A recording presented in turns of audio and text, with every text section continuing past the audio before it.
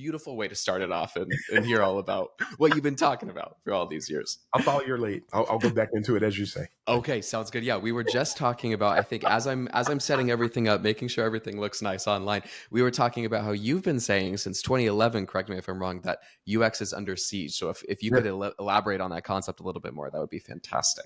Absolutely. So, hi everybody. Glad to be here. When I said in 2011, when I said it was UX under siege, it was based on an observation that I made because I came into UX sort of kind of from the world of instructional design. And for those that don't recognize that terminology, instructional design, just think of training. But it's the science behind training. How do you properly establish a learning experience so it can be optimized? So that's what I used to do. I have 5 certifications in that arena. I'm a master trainer, all that kind. I have a grad level cert in educational technology. That's my background. So I know that stuff like the back of my hand. And when I came in, I started noticing in instructional design, and some of this is going to sound familiar. I started noticing that companies didn't understand instructional design. Leadership didn't understand training and what it took to put together training. And that should already start to sound familiar because they don't understand UX and they don't understand what you're doing with UX. And a lot of times we're limited from a perception orientation to the aesthetic instead of instead of what's beneath the surface, which is where UX operates mostly. So they didn't understand it. They started bringing in unqualified people to do what we did. Does that sound familiar? They started if you ever gone to a training session and had somebody just read to you off of a PowerPoint, that started happening around 2003, 2004. That's when I was a full-time instructional designer at that time. That's what I did. And that's what people were doing. And it was like, was the guy from Ferris Bueller? What's the guy who Bueller? That's what these people start sounding like. And the company just didn't know. And to keep this sort of short, they commoditized and discounted what the instructional designers were doing to the degree that we were the first people to be cut. And you would see these massive layoffs of people in that space because they didn't understand the value we brought. They didn't understand what it took to do what we did, to do it right. And so they discount, oh, well, anybody can do it, so we don't need these people. Yeah. Sound familiar? This was like the best intro I think I could have asked for, because I think this ties in perfectly to initially how we even got connected, because you had originally posted that somebody had rejected somebody from a job application because they didn't have Zeppelin experience. And that, I think that I shared that with our crew internally, and they were all like, oh no, like what are they talking about? What's going on? Like, so I'm excited to dive more into this because, you know, like you had mentioned, the pendulum is swinging, and it's a very repeatable cycle and pattern, which I'm excited to sort of unearth that with you, which is why I'm super excited to have you on here today. For those of you who are just tuning in, or for those of you who have been here for the last few minutes, enjoying Darren's impassioned speech. My name is Nico from Zeppelin. This is our community interview series called Design to Dev, where we chat with people who are designing, building beautiful products, and especially those behind the scenes too. So very excited to have you here today, Darren. Maybe if you want to go ahead and give a quick little intro, tell us a little bit about who you are, what you do, and what you're working on. We'd love to get to know you. Sure. And thanks for having me. I appreciate being here. My name is Darren Hood. For those of you who are not familiar with me, I like to jokingly, I don't say this too much, but I'm going to say it again today. People like to refer to me as an OG in the world of what we now refer to as user experience. We didn't always call it that, but we do now. I've been doing this work since 1995. Like the vast majority of people in this arena, I fell into it. You didn't decide to do this work at that time. You fell into it. Something came up, right place, right time. You had some of the qualifications, or you volunteered, and there you go. That's how I fell into it. And so I've been doing this work for a while. Again, 28 plus years now. I've worked in almost every type of arena, all the way up to Fortune 50. I'm also an educator. I teach at 5 universities, including Michigan State, Brandeis University, UCLA. I am one of the writers. If you've ever seen the book 97 Things Every UX Practitioner Should Know, if you look carefully, I'm on the front. I'm one of the people whose pictures on the front. There I you wrote the go. segment about understanding the difference between experience design, experience maps and journey maps. I wrote that particular chapter. I'm a podcaster. My podcast is in its 4th year now. We just had our 4th anniversary, and I've been heard the podcast has been heard in over 100 countries. So I've got Wow. a lot of ground. I mentor people all over the world. I educate people all over the world. I engage with people all over the world. And that's sort of who I am. And it's because I love the work. I love UX. I love the discipline. And I guess you could say I operate as a caretaker of the discipline. I I'm trying to make I love sure that that. we optimize who and what we do, and try to make sure people understand what it is that we do, what the value that UX brings. I educate and I help people all over the world understand that component.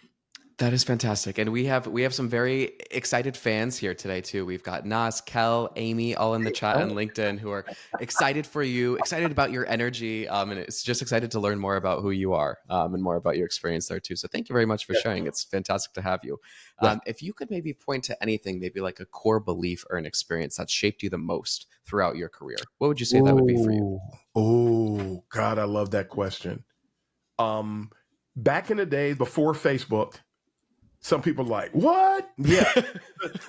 Yeah, there was a day when I can't remember the acronym that was used. There were either bulletin board systems, the way we interacted with people across land and sea and time was through BBS systems. And I can't remember the acronym. There was this other thing, and it was just like a running chat that you could engage in. And you would go into these systems and no faces, you just would have conversations. And this was after I had started doing what we now call UX work. And I used to do a lot of visual design back in that day, but I didn't know anything about Photoshop. And I'm in one of these discussions, and I'm talking to somebody about how to get better at what I do. And at the time, oh God, I was using Corel Draw, Corel Photo Paint, this thing called ULEAD Photo Impact. I thought Paint was great. In that day and time, I'm a software addict. I still have boxes from 2000 in my basement that I just line up. I'm going to start sharing some of I those. love that. You should. That's a great little trip down memory lane there. And here we are having a conversation, and I'm talking to the person about Photo Paint. That was my top level. That was the best app that I was using to do anything that you might do today in Photoshop. And the person said, he's giving me tips. I mean, I would talk to authors, all kind of phenomenal people in these circles. I wish I could remember what the thing was called, but I can't remember. But it might be BBS. But the person said, when you get serious, think about getting Photoshop. And I said to myself, what? When I get serious, I thought I was already serious. That was, I talk about this from time to time. That was such an eye-opening moment. And I think I talk about it in my blog post at uxuncensored.medium.com. I think there's a blog post where I talk about there's a nail in your tire, how UXers should embrace constructive criticism. And I think I might talk about it there. I'm not talking about one of them, but I think that's the one that instead of taking offense to the statement, I embraced it. Okay. And I'm like, wow. So what can I do to go to? I'm here talking to people because I want to get better. He just told me what I can do to get better. Why am I settling on Corel Photo Paint, which is disappeared into oblivion and only has a cult following today? So I immediately went out, and those were the days when you want software, you go to eBay. There you go. You get the box delivered. It's a whole thing. Yep. And I got my Adobe Photoshop 4.5 SE. That was my advent into the world of Adobe Photoshop. And I was never averse to truly constructive criticism, but that was a real eye-opener for me because I thought I was on the right track. I thought I was doing something. I had a degree of Dunning-Kruger myself at that time, but when I found out I didn't, and people today always tell me, wow, I thought I had it going on until I talked to you. I hear that all the time Okay. There you now. go. And so we're the perennial light bulb turner honor guy. That would be a great LinkedIn headline. The perennial light bulb turner honor guy. I think that would be perfect. If you're looking for a little bit of a rebrand or a refresh there. It changed me completely. I love that. And I think that that's fantastic advice for everybody listening, just to continue to look to those who have done it before, to look to the experts, to figure out, like, truly, how do I better my craft? How can I do this? Which is why very excited again to get all of your insights here for the rest of the session today. So thank you very much. Between now and the rest of the questions, I've got a very quick little segment for you. It's just called Overrated or Underrated, where I'm just going to throw out a few terms for you, and you can let me know if you think they're overrated, underrated, and maybe a little bit about why. But so the first one is design systems. Do you think the concept of a design system is overrated or underrated? Overrated. Overrated, and if I can add another note, overrated and overstated. Okay. I actually did, on one of my podcast episodes recently, I talked about how that design systems, there's two critical faux pas associated with design systems. And I'm not saying that they're not valuable. I'm just saying that we need to understand a couple of things. Design systems in, say, 2002, you didn't hear anybody talking about design systems. Mm-hmm. We did, however, have the equivalent of design systems inside either a content management system or, and people are like, what is that? That's the thing you use to manage your website. And so you create all of these patterns and all of these pages.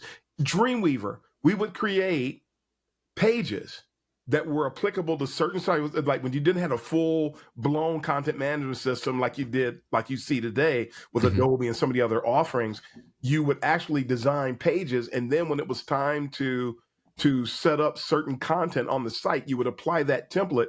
And then you would, in Dreamweaver, you would assign certain content to go to a certain segment, hit that button, apply it, and then now the design is there. And so now you have uniformity, you have consistency. Okay. So you have the equivalent of a design system, but it was not called a design system. So design systems existed. They were just called something different.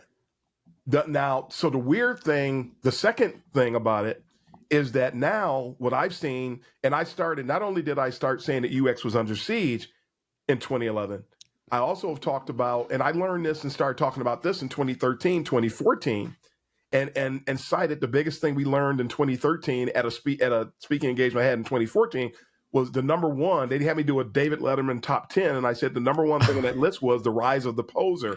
And 120 people live at this event burst out in laughter. They laughed at me to scorn. And now today they're going, man, where's that guy who said that? And now these people are like running rampant. They're running departments and everything. But here we are.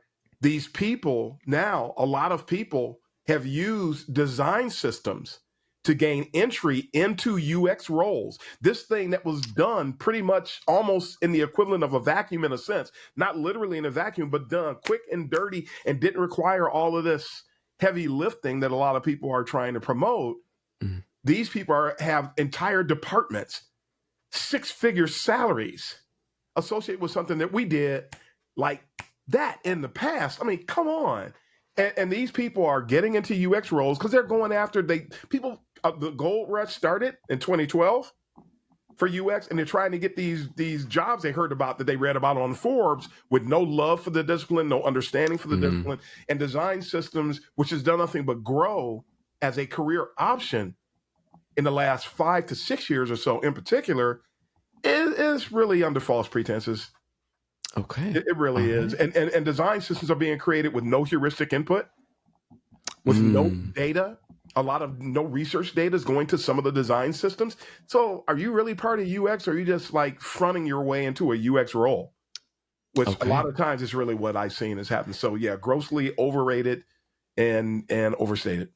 I appreciate the context behind that, because I think, like with any profession, you'll have the few, the quiet minority of folks who are taking the time to make sure that everything is fully fleshed out. But then, like you said, once they reach a critical mass, you start having so many people just jumping in, and not for the love of the actual discipline or whatnot, but just because they think it's just a quick way to get into the field. So I do appreciate that perspective, and I think it's a very valuable one. So thank you for sharing that.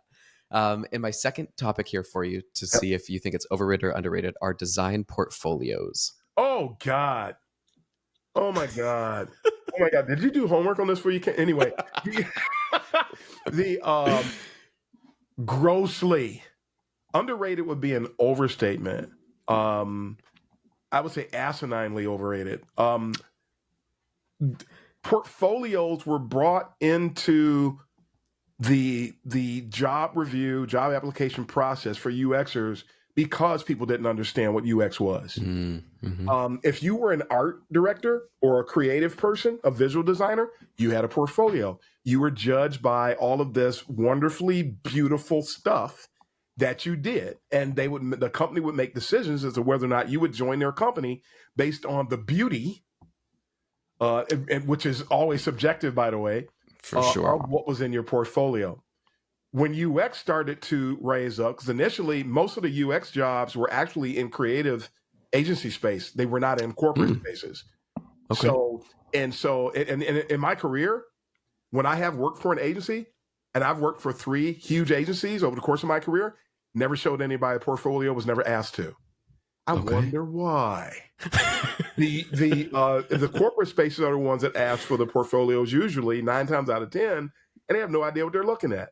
And they're asking people who spend most of our time beneath the surface, sure, to present something that generates, as one of my peers call it, and I absolutely love it, and I say it all the time. It turns the portfolio review as nothing. May as well call it a beauty contest, because that's what it is. Mm-hmm. That's what it is.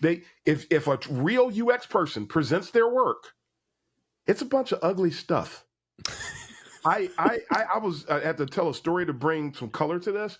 I worked for a ridiculous company once. I'll call them that. They were terrible, and they were just terrible. And I, being the team player I am, hey, we need wireframes for this. You know what? I've got some bandwidth. I can help you out with that. Why did I volunteer for that? Nico, why did I volunteer to help people that don't understand what I was trying to volunteer for? And so I did the wireframes for this, but I did ask, you folks do know what wireframes are, right? Sure. I wanted to make sure, because some people use the term mock-up and wireframe interchangeably. Yes. So you do know. Oh yeah. But you can. I said, wait a minute. The way they said that, something. I'm just gonna go. I'm gonna ignore that red flag I just perceived, and just go on and do the work and help the team out. I'm a team player, and so I did the wireframes. They got the wireframes. Never asked me to present them internally, so we never had an internal review before we went to the client. Took my wireframes, went before the client, and then came back to me later and said, the client was underwhelmed by your wireframes. Everybody's underwhelmed by wireframes. There's no people don't go, ooh. Nobody looks at all the grayscale boxes and arrows. It's excited. So I shared that story to say this: a real UX portfolio consists of all this beneath the surface stuff. Everybody's seen the classic illustration with what's really UX, and you see this iceberg, and there's a little beat part that's tipped over the top, and the rest of it is UX. That's what it is. So that should be what's in a UX portfolio. But that's not what's happening. And people are competing based on aesthetics. And then on top of that, the people reviewing the portfolios don't know what they're looking at. So they're just, and then they go with what's the most beautiful thing. The person who got selected was faking it till you made it anyway, so they don't care. And nobody's going to turn down a paycheck. So it's a whole bunch of people just doing a dog and pony show. That's a complete joke. It's a jaded currency that is only applicable because people take us for visual designers, or they try to judge us based on aesthetics. When it's not about the aesthetic, it's about the problem solving, it's about the critical thinking, is where UXers are supposed to live. And the visual design and the tools that we use and things of that nature are only like an add-on. They're a Yeah. supplementary element that doesn't really tell you what it's really not speaking to what's going on. So it's really sad that, but I just referred to portfolios yesterday as a necessary evil. Okay. There you go. They're a Yeah. necessary evil because people don't understand. But when you are talking to somebody that does, like when I've been a hiring manager, I don't look at portfolios. Mm. I'm going to have a conversation. Now, if you can't really have a conversation, that says more than what your portfolio does. And then I've written people off. There you go. I appreciate the approach there too, because like you said, for pure UX, it's so much, but below the surface. It's you're making the thing work. You're not doing anything to make it pretty. And so I really do appreciate that perspective. I especially appreciate the perspective that you shared about, the problem solving and whatnot. So Yep. what are some of those best skills that designers can learn today that they can take with them, regardless of the tooling, regardless of anything else? Oh my God. What skills? Analytical skills, synthesis. There's an illustration that I have in the wild. I'll challenge people. Go to images.google.com. I'm saying this because I know it's a fast way to find it, and I'll summarize it this way. And look for Darren Hood landscape of UX, and you will see an illustration will come up, and it has UX in the center, and then you'll see it first. You'll see all these little sprinklings of words about, and it's that illustration that I use to explain to people what UX really is. So when you say UX, which is actually a moniker, UX is a moniker. When you say UX, you're not saying one thing. You're actually speaking to a whole stuff. Somebody actually finally counted what's on there. There are 250 methods, methodologies, techniques, and deliverables on this illustration, all surrounding UX in the middle, because when you say UX, that's what you're saying. And when you say UX, you're usually beneath the surface. And when you're above the surface at the presentation layer, it's still not at the visual design level, even though you might do some visual design. But when you're doing visual design, you're doing visual design. When you're at that level, you're looking at interaction design principles. You're looking at cognitive load. You're looking at semiotics. These are things that we dive into. That's what the UX person does. We are the bones, the sinews, the tendons, the ligaments. That's who we are. We're not this. This is not us. There's somebody else that's doing this. That's why the portfolio thing is so crazy, because you're asking me, you're judging me by a place where I don't live. And that's not ethical, nor does it make any sense, not an ounce of sense. So that's a fantastic quote. Judging me by a place that I don't live. I think that will ideally resonate with so many folks. On LinkedIn too, when you said the comment about the portfolio, we had one Whitney Allen, she said rut-row. And then we have one person, Andrew, after what you were talking about when you were the hiring manager, saying, how do I apply at Darren's company? So I think that there is we're starting to see again, maybe that pendulum is swinging back in the area of, we need people who are there for the love of the craft. So what are your thoughts on that? It is. I think that because we have a problem in UX today where, Alan Cooper said this 2 decades ago in his book, The Inmates, just by the title, The Inmates Are Running the Asylum.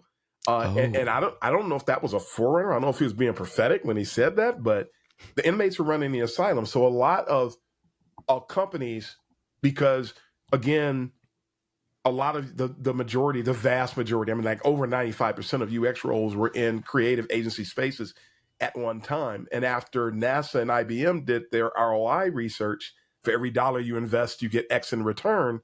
Then a lot of corporations, because they were speaking corporations' language when they said that. Yes. Really? We want our piece of that pie.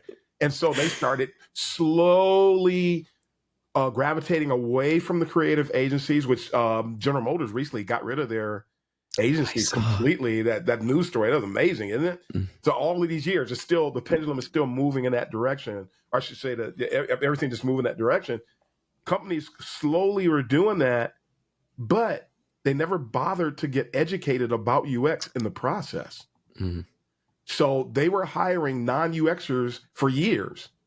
We're hiring non-UXers to run their UX teams. And that goes for creative directors, art directors. They're not UX people. Yeah. and the people who were like the progenitors and the pioneers and the long time property holders, if you will, in UX, were actually being shunned for these same roles. And still to this day, I mean, just in the last week, I've seen up to like about 5 of my connections on LinkedIn get director and manager roles without having really enough experience to get those roles at all. But that, it bodes well for the company because they don't have to pay as much money. Asterisk. You don't have to pay as much in a check. You're going to pay in lost productivity. You're going to pay in attrition. You're going to, because what's it cost? $70,000, $80,000 to replace a person. Yeah. Up to, if you don't have the right person in place to actually help grow and lead and empathize with these people, they're going to leave and that's going to cost you. So you're going to pay people like me anyway. So you might as well just bring us in. Companies are, I wish I could say companies are slowly starting to do it, but I actually am not seeing it. And when I say that, I do dig in the weeds. This is not me sitting up under a tree drinking iced tea, and I'm just going to be raw for a moment, just farting out ideas. I'm digging into these arenas trying to find out what's really going on. I'm talking to people. I'm doing research. I'm finding out how people are getting hired, even in my own travels, in my own applications. Companies are insane. It's almost like an inmate is actually sitting in a crazy house trying to just hire this one, because that's what they're doing. When you see I don't apply for roles I don't qualify for, and I get all of these crazy rejection notes. We decided to go with someone else who's more closely aligned. The competition was pretty steep. Competition is not steep. I said this in a social media post recently. When you have somebody at the top of their game and then you have somebody at the bottom of their game, and nothing against them. I used to be at the bottom of my game too. So that's not meant to discredit anybody. It's just a fact. There's no competition between this person and this person. That's not a competition. So don't refer to it as a competition. That's a lie. That's what that is. And it was really steep. There was a lot of great people. How many people do you have Ichiro apply for your companies? The equivalent of Ichiro? Use the baseball analogy. Do you have the equivalent of Messi? Use the soccer analogy, applying for a role at your company, and then you're going to then you cast that person off, and then send them a note and tell them the competition was steep. Yeah. No, it wasn't. No, it wasn't. You don't know what you're looking at. I do the work of 5 people everywhere I go. Yeah. You really going to get that? In the age, there was no specializations prior to 2011. I do design, everybody before 2011, we did it all. So when you hire somebody who had experience, actual UX experience, not the people that lie, and there's a lot of people that lie about it, that actually did design, research, strategy, everything, all the things that when you bring that person in, that's an automatically boost to your own UX operation. Stop saying that we're the stop competition. Will stop saying that. It wasn't. You're lying and you're fooling yourself. Keep drinking, keep eating that poop pie because that's what you're doing. When you say that, there's no competition. I really appreciate the candor, your honesty here, and so do so many of the folks that are tuned in right now. The comments are fantastic, so I really do appreciate it. I think these are the conversations that are necessary to do that, and being mindful of the time too. We're almost at the end here. I want to be able to spend the next few minutes going over what do you think is the solution to this? How do we move forward? What does the future of this look like? Ironically, I will be in Austria talking about this in October.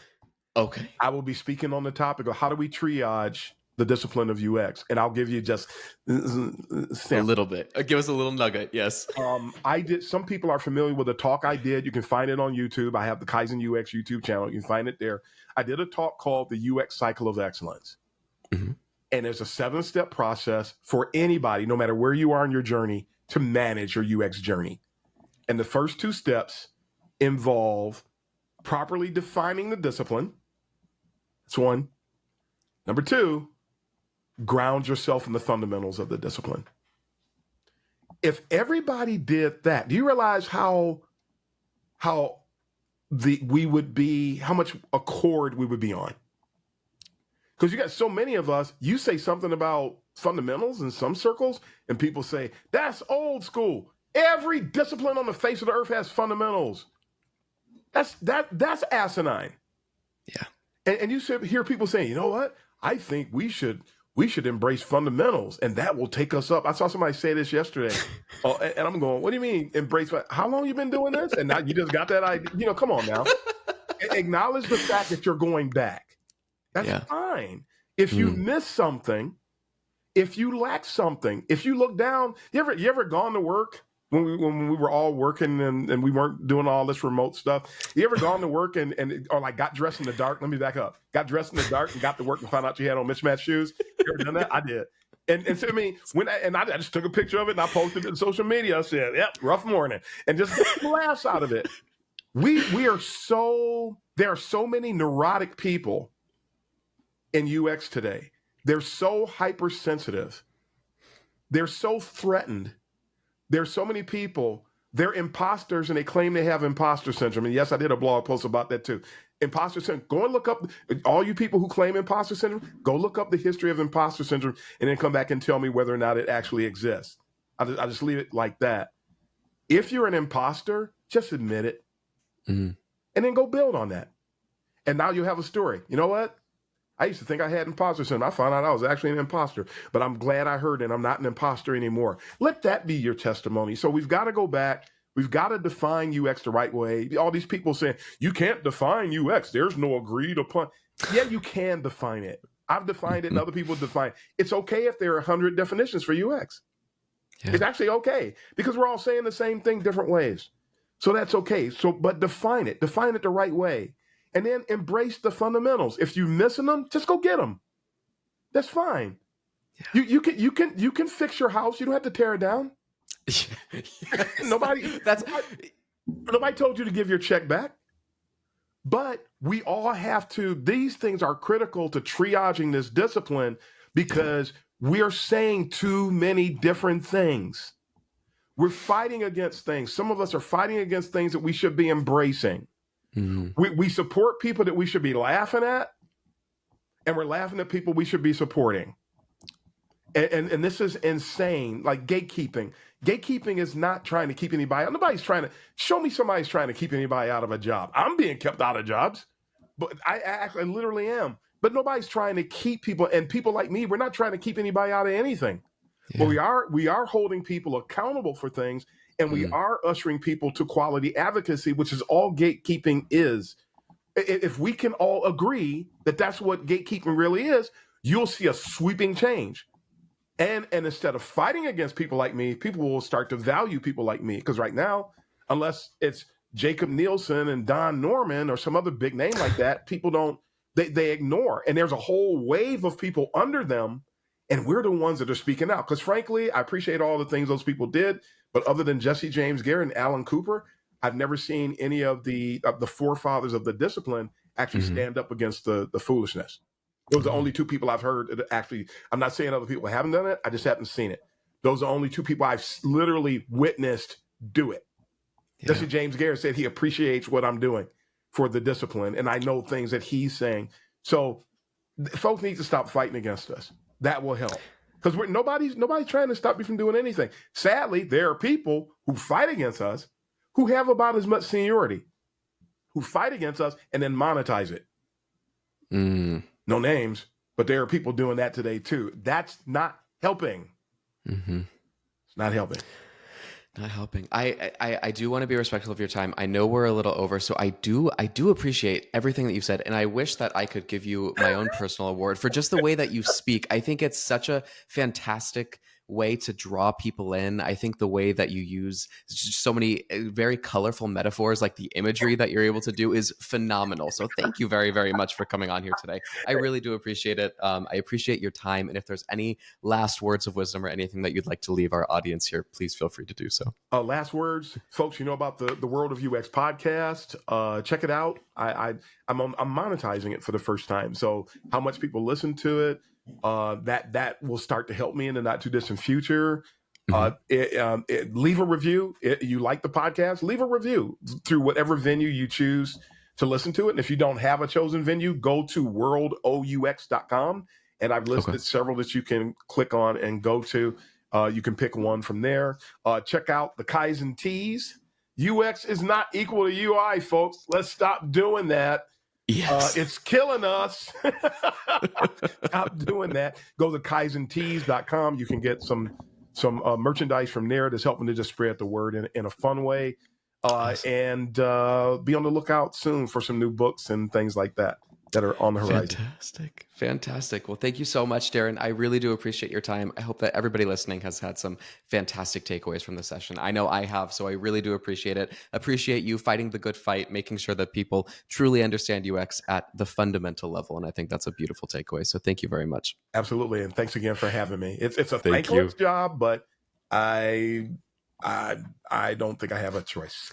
You've built up your followers who I know are supporting you here just in this session and online too. So there are a lot of people who are very appreciative for you. So thank you very much. Very much.